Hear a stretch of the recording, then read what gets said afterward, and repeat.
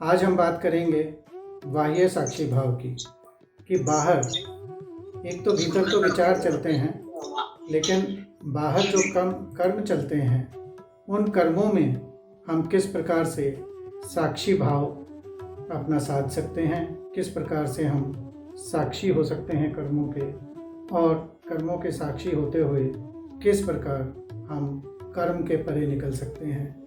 जैसे कृष्ण ने गीता में भी कहा कि तुम कर्म करो, लेकिन वो कर्म के पीछे मैं ही हूँ। वो कर्म तुम एक निमित्त मात्र हो वो कर्म करने के लिए। तुम केवल उस कर्म के साक्षी रहो, ना तुम कर्ता हो उसके और ना ही तुम कारक हो। कारण भी मैं हूँ, कारक भी मैं हूँ, कर्ता भी मैं हूँ। तो समर्पण भाव में साक्षी भाव को बहुत अच्छे से समझाया गया है, बहुत अच्छे से उसे बताया गया है। और यदि आप किसी के प्रति समर्पित होते हैं तो कर्ता का भाव अपने आप ही समाप्त हो जाता है और आप साक्षी भाव में आ जाते हैं।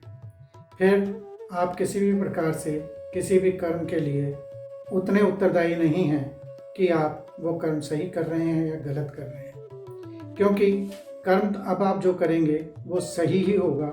सही इसलिए होगा क्योंकि आप एक समर्पित भाव से किसी के द्वारा बताए गए मार्ग पर चल रहे हैं। और जब किसी के द्वारा बताए गए मार्ग पर चलते हैं तो फिर वो कर्म कभी गलत नहीं होता है। तो फिर वो कर्म उस मार्ग के प्रति ही समर्पित होता है, उस व्यक्ति के प्रति, उस डेटी के प्रति, उस ईष्ट के प्रति समर्पित होता है जिसके मार्ग पर आप चल रहे हैं। तो यहाँ आपका उत्तरदायित्व बहुत कम हो जाता है। लेकिन यदि हम ध्यान के मार्ग पर चलते हैं, यदि हम संकल्प के मार्ग पर चलते हैं, तो फिर हमारा उत्तरदायित्व यहाँ बढ़ जाता है। यहाँ कोई नहीं है जिसके प्रति आप कह सकें कि आपके कहने से हमने फॉलो किया या आपके कहने से हमने ये मार्ग चुना। यहाँ कर्ता भी आप हैं, यहाँ दृष्टा भी आप हैं।